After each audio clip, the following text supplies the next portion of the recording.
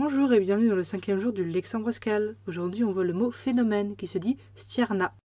Alors pourquoi stierna? Parce que cette fois je me suis encore inspiré des suédois, mais pas juste inspiré, le mot est presque exactement le même, c'est juste qu'il va pas se prononcer pareil et qu'il y a un accent qui est disparu. En tout cas dans la version de la transcription avec l'alphabet latin. Alors en suédois ce mot a plutôt le sens d'un phénomène dans le sens d'une personne célèbre, alors qu'en scal ça va plutôt désigner des phénomènes naturels. Ça peut aussi désigner une personne qui a un phénomène parce que elle fait le pitre, elle est atypique ou autre. Donc le sens reste assez large, mais donc c'est différent de la langue source parce que c'est une langue source.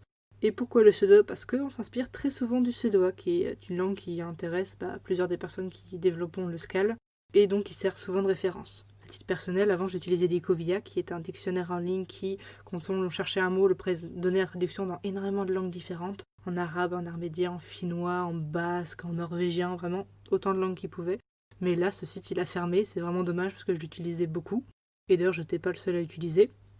Donc, tant pis. Donc, j'ai tendance à souvent me rabattre sur le suédois maintenant.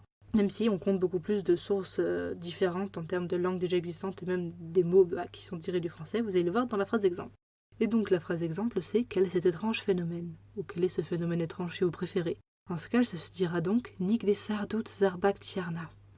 Alors, nigde, ça veut dire que quoi, mais attention, c'est uniquement dans des questions. Dans une phrase affirmative, on dira igde. On rajoute le N pour vraiment indiquer que c'est le mot interrogatif et qu'il a vocation à servir de mot interrogatif. Sar, c'est être, on l'a déjà vu. Doute, c'est, déjà vu aussi. Zarbak, alors, c'est considéré de zarb, je pense que vous savez d'où ça vient, et de hak, qui est terminaison des adjectifs.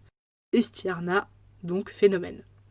Nigde sar doute zarbak stierna, quel est cet étrange phénomène? Sachant que, globalement, le scal, c'est un ordre SVO, donc sujet, verbe, objet, comme nous.